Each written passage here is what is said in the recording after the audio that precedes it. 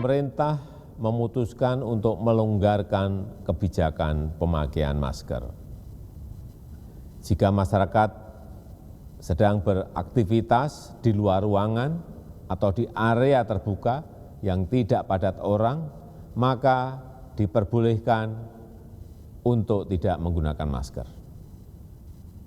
Namun untuk kegiatan di ruangan tertutup dan transportasi publik tetap harus menggunakan masker. Pernyataan Presiden Joko Widodo ini menjadi pertanda dari kebijakan pelonggaran protokol kesehatan yang diterapkan pemerintah. Meski tetap dianjurkan, masyarakat diperbolehkan melepas masker jika berada di luar ruangan.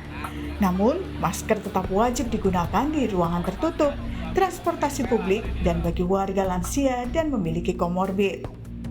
Menurut Menteri Kesehatan Budi Gunadi Sadikin, langkah ini merupakan bagian dari edukasi di masa transisi COVID-19.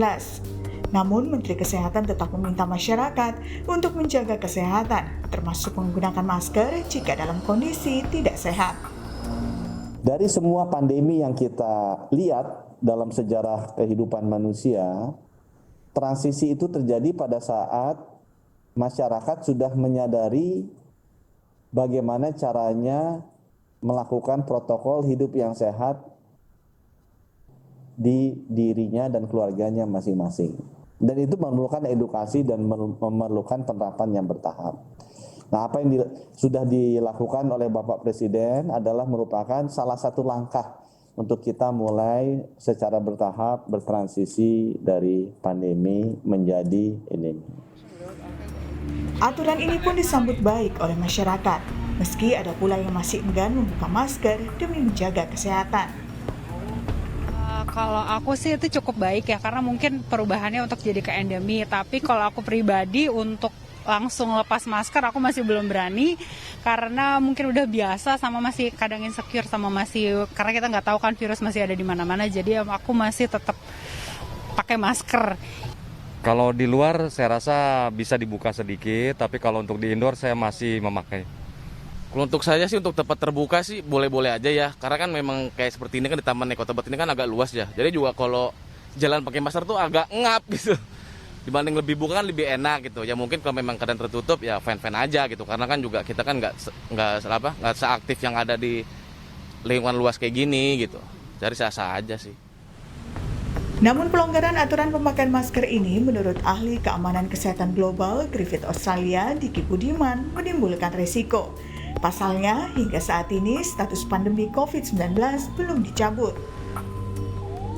Adanya pelonggaran ya pemakaian masker di beberapa negara sebetulnya kita bisa melihat mendatangkan juga permasalahan tambahan atau adanya peningkatan kasus. Karena ingat, kenapa masker itu penting digunakan meskipun cakupan vaksinasi saat ini sudah membaik? Pertama adalah karena status pandemi belum dicabut ya.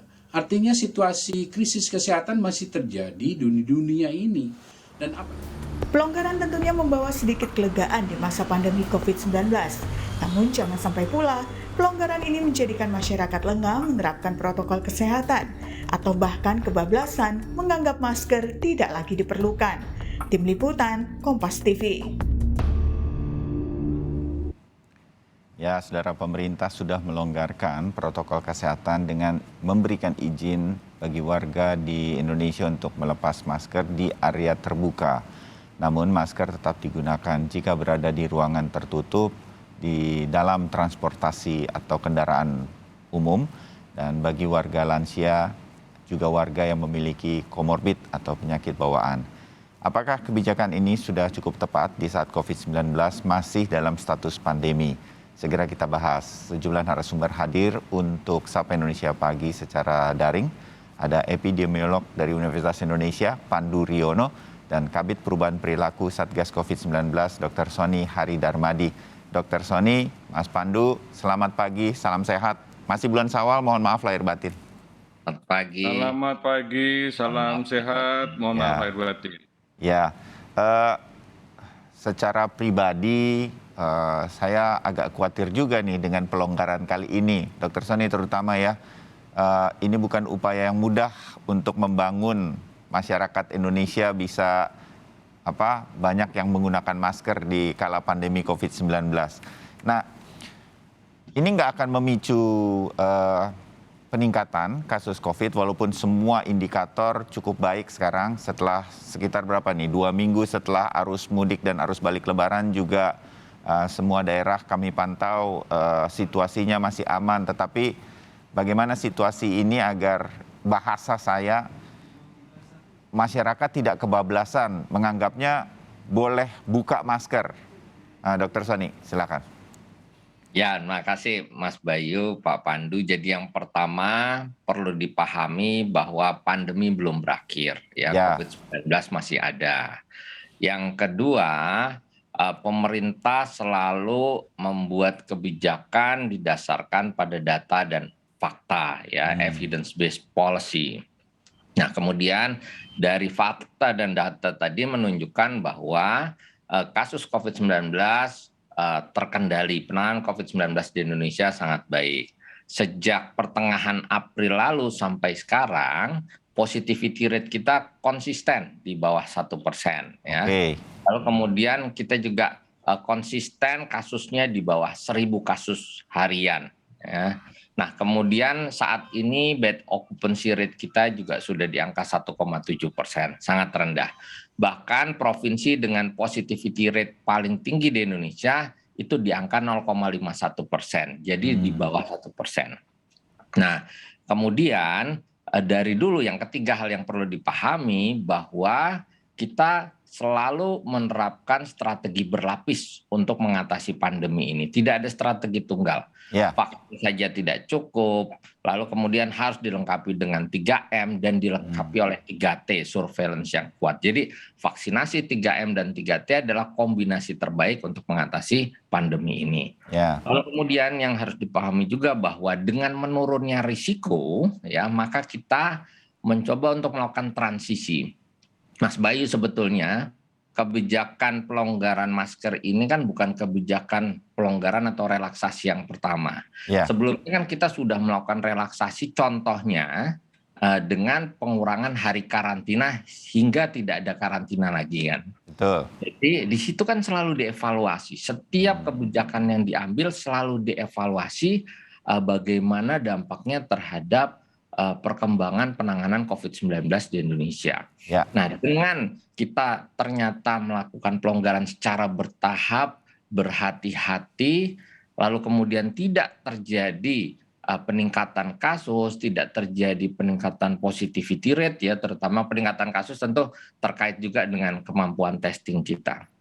Nah, kemudian kalau kita perhatikan bahwa kondisi tetap terkendali, ini menunjukkan bahwa kita bisa melangkah untuk melakukan relaksasi berikutnya. Jadi yang sudah disampaikan oleh Bapak Presiden tentunya didasarkan pada berbagai pertimbangan, penuh kehati-hatian. Nah, masyarakat harus, ya, tetap memperhatikan bahwa risiko penularan masih ada. Lalu kemudian mereka pada saat kan Bapak Presiden sudah menyampaikan boleh melepas masker di luar ruangan atau di ruangan terbuka, tetapi dengan kondisi tidak padat orang. Pada saat padat itu kan artinya kita tidak bisa menjaga jarak. Ketika kita tidak bisa menjaga jarak, tidak memakai masker, maka dari peningkatan risiko penularan. Risiko yang rendah juga harus dipahami bahwa bukan berarti tidak ada risiko. Oleh karenanya masyarakat ini kan 2 tahun terakhir belajar untuk semakin sadar tentang bagaimana melakukan self assessment, ya, kapan saya pakai masker, jaga jarak, cuci tangan dan seterusnya. Seperti itu Mas Bayu kira-kira. Terbayang Dr. Sony. Mas Pandu, berkaitan dengan kebijakan ini sekali lagi supaya apa yang kemudian harus pemerintah juga, kalau kita lihat dari kebijakan melonggarkan ini kan ada semangat untuk memberikan semangat kepada masyarakat bahwa pandemi COVID-19 ini sudah pelan tapi pasti makin bisa teratasi. Tapi sekali lagi pakai bahasa jangan kebablasan sehingga orang kemudian menganggapnya, wah udah boleh nggak pakai masker. Nah itu tuh yang kita khawatirkan. Apa yang mesti menjadi catatan dari Mas Pandu berkaitan dengan kebijakan ini ke depan? Ya, Ini pendapat saya sangat menyesalkan pernyataan dari Pak Jokowi yang menyatakan pelonggaran boleh buka masker di tempat terbuka, ya. Kecuali memang sebelumnya ada sifatnya mandatori, wajib pakai masker dan didenda. Nah, tapi kan ini enggak. Jadi Pak Soni itu kan berusaha melakukan edukasi ke masyarakat, perubahan perilaku, sehingga masyarakat ikhlas pakai masker. Dan pakai masker, mencuci tangan, menjaga jarak, itu adalah perilaku hidup sehat. Bukan hanya untuk COVID, ya kan? Masker itu melindungi kita dari banyak ancaman penyakit yang masih banyak di Indonesia, bukan hanya COVID. Bisa tuberkulosis, bisa polusi udara yang sekarang kotor masih itu di luar ruangan semua. Dan menurut saya sebelumnya nggak usah dikatakan masyarakat boleh lepas masker. Jadi nggak perlu ada statement itu dari Pak Presiden atau dari pemerintah. Ya kan? Itu satu. Jadi karena masyarakat jadi menimbulkan perbedaan persepsi, ya kan, persepsi. Yang perlu dilonggarkan adalah pembatasan kegiatan masyarakat. Mudik kemarin itu adalah eksperimen besar yang dilakukan oleh pemerintah karena menguji apakah betul dengan tingkat imunitas penduduk yang sangat tinggi tidak akan terjadi lonjakan. Waktu itu kita menyatakan berhasil akan kita bisa menekan dan terjadi kan. Nah itu sekarang pilihannya adalah bukan masker, tapi pilihannya adalah menghentikan PPKM sebagai instrumen untuk mengatasi lonjakan, instrumen kebijakan, tetapi masyarakat tetap dianjurkan ya, sifatnya bukan mandatori, tetap memakai masker kalau berinteraksi, baik dalam gedung, di luar gedung, ya kan? Karena manfaatnya bukan hanya untuk COVID. Kedua, semuanya harus mengusahakan divaksinasi booster. Karena dari hasil studi, mereka yang divaksinasi booster itu level imunitasnya yang paling tinggi. Jadi kalau toh ada ancaman varian baru, kita bisa lebih yakin, kita bisa mempertahankan status pandemi terkendali ini sampai betul-betul kita menyatakan semuanya bebas dari ancaman pandemi ini. Itu yang seharusnya transisi yang dilakukan. Jadi kita bisa untuk mengkoreksi kebijakan itu. Iya, terbayang. Sebagai sebuah pendapat kita juga dapat poinnya dari Pak Pandu selain apa yang disampaikan Dr. Soni dari Satgas dan juga pemerintah. Mas Pandu, kalau kebijakan ini sudah dibuat, apa yang kemudian dilakukan, apa yang kemudian menurut saya bahasanya yang tetap bisa dengan halus kemudian masyarakat bisa mengerti bahwa sebenarnya yang diinginkan pemerintah itu juga sebenarnya seperti yang menjadi pendapat dari Mas Pandu. Apa yang kemudian harus dilakukan? Kan kita juga nggak bisa minta Pak Presiden untuk mengkoreksi karena sebetulnya semangatnya saya meyakini juga sebetulnya sama. Ini memberikan semangat kepada publik bahwa kita pelan tapi pasti mengatasi pandemi begitu. Bagaimana menurut Mas Pandu? Presiden itu orang yang sangat besar dan mau menekankan karena ini kepentingan publik gitu ya. Saya percaya sama beliau.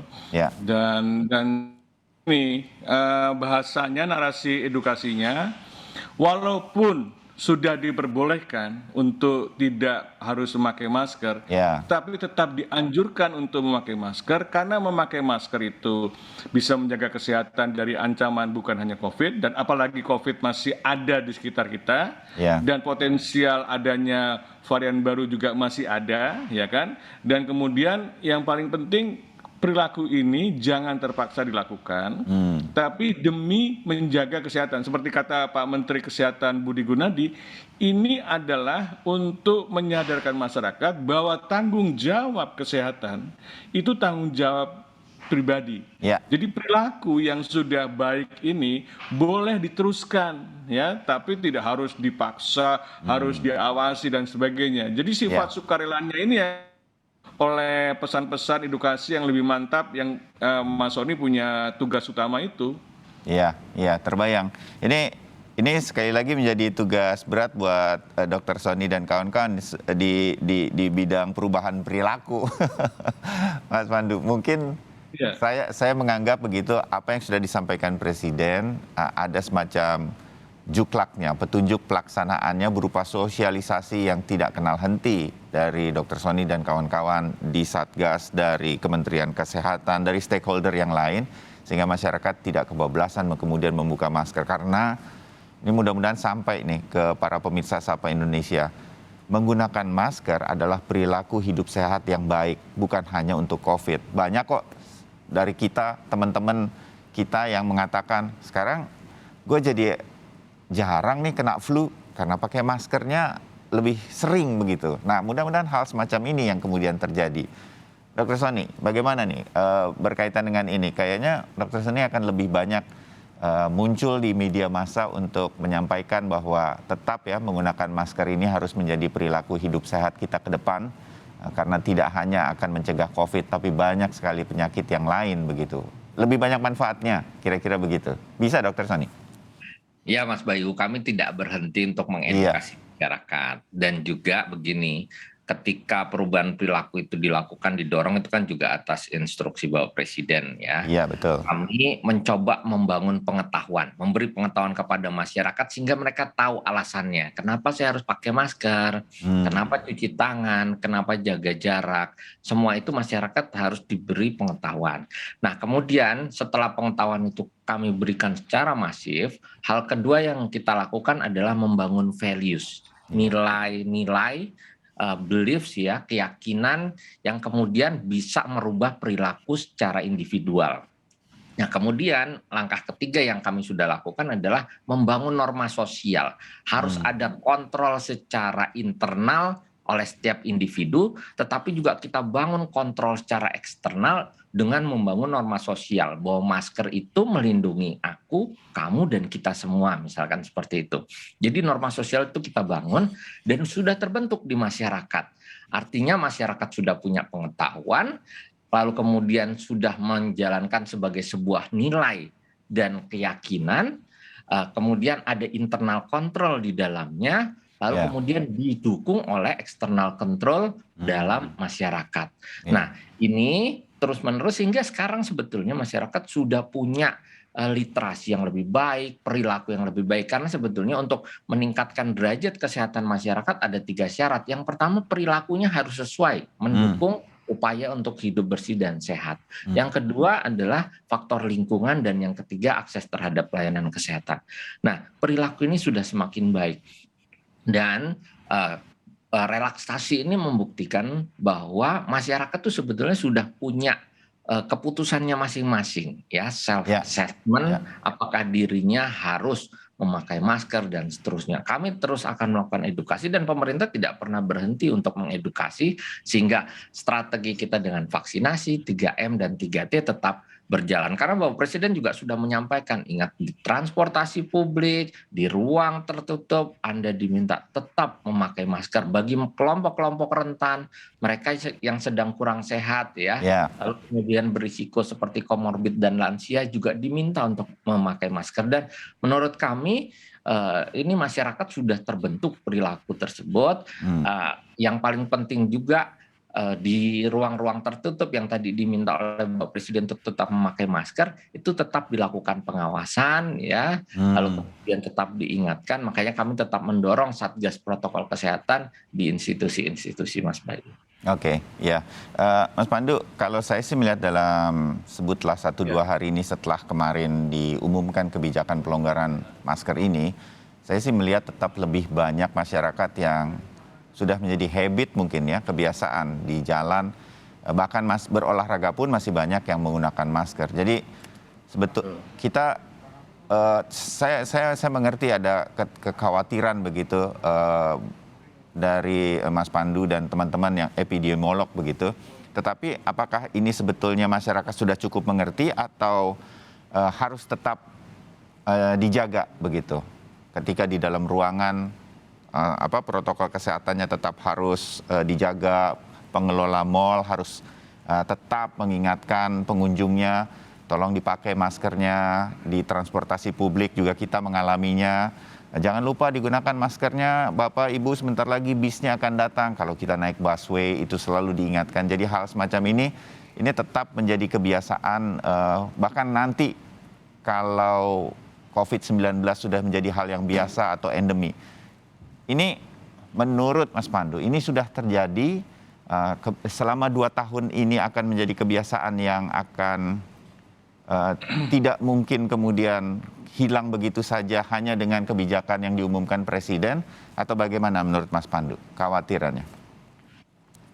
Ya, saya khawatirnya akan sebagian orang akan terjadi penurunan perilaku ya. Jadi ada sebagian, nggak semua, tapi sebagian akan tetap mempertahankan ini. Nah, supaya jangan ada sebagian tadi kemudian mengubah perilaku yang sudah baik menjadi kemudian berubah ke pola yang lama, ya kan? Mengedukasi masyarakat. Walaupun di ruang terbuka, ancaman di ruang terbuka itu sama beratnya, bahkan lebih berisiko, bukan untuk COVID, tapi untuk tadi udara yang punya polusi, asap, kendaraan bermotor, ya kan? Dan kemudian banyak lagi debu-debu, ya, dan sebagainya. Jadi saya berusaha sejak kemarin ada di ruang terbuka. Kata-kata di ruang terbuka itu menimbulkan persepsi lebih rendah risikonya untuk COVID, tetapi tetap berisiko untuk hal-hal yang lain. Nah, ini yang menurut saya kenapa kita tetap sebaiknya, anjuran ya, tetap memakai masker berdasarkan kesulitan, dan itu untuk kepentingan kita. Tanggung jawab kesehatan kita adalah kita, bukan tanggung jawabnya pemerintah. Pemerintah hanya bisa memfasilitasi, mendorong, dan mengedukasi. Keputusan akhirnya terjadi pada diri kita sendiri. Betul. Nah, ini yang menurut saya individu atau kelompok masih terus harus mendorong masyarakat. Kalau yang mau terus pakai masker, monggo silahkan. Karena itu perilaku yang terjadi di banyak negara juga kayak di Jepang gitu ya. Kalau kita lihat banyak yang juga pakai masker kalau jalan-jalan di kota Tokyo dan sebagainya. Ini menurut saya sangat mengurangi banyak ancaman penyakit. Saya dari seorang public health melihat bahwa adanya pakai masker, menjaga jarak dan mencuci tangan itu menurunkan sebagian besar penyakit yang ditularkan melalui makanan kotor, tangan yang tidak bersih, dan masyarakat sekarang lebih sadar kesehatannya. Ini dalam waktu 2 tahun loh. Saya terima kasih kepada Mas Sony yang bekerja keras untuk melakukan perubahan perilaku, karena behavior change communication itu adalah sesuatu yang tidak mudah, ya, tidak mudah, sesuatu yang sangat membutuhkan orang mencoba, orang bisa mengapresiasi, orang bisa memberikan manfaat, kemudian akan mengadopsi bagian dari gaya hidup sehat itu. Nah, gaya hidup sehat ini yang harus terus dipertahankan, Mas Bayu. Saya garis bawahi bahwa selama 2 tahun ini bukan membalik telapak tangan. Mas Sony, Dr. Sony dan kawan-kawan sudah melakukan ini juga tanpa sanksi. Kita ingat dulu pakai seat belt karena ada sanksinya. Ini tidak, karena sama-sama menyadarinya. Ya, agak sayang kalau ini kemudian nanti kita hilangkan, padahal banyak manfaatnya. Paling tidak kita terhindar dari polusi di kota besar misalnya. Poin yang bagus yang saya garis bawahi. Mudah-mudahan ini bisa disebarkan oleh pemirsa Sapa Indonesia yang mendengarkan diskusi kita. Kita sambung sedikit lagi, Dr. Sony sama Mas Pandu, berkaitan dengan sudah akan banyak ini kegiatan-kegiatan, sebutlah festival musik. Minggu akhir pekan ini dan minggu depan ini juga akan ada festival musik, walaupun di udara terbuka. Mudah-mudahan ini bisa terus diawasi begitu, pengawasan-pengawasan berkaitan dengan masih sebenarnya kita diminta untuk tetap menggunakan masker ketika ada di kerumunan. Bagaimana ini penerapannya di lapangan nanti? Tetap bersama kami usai jeda.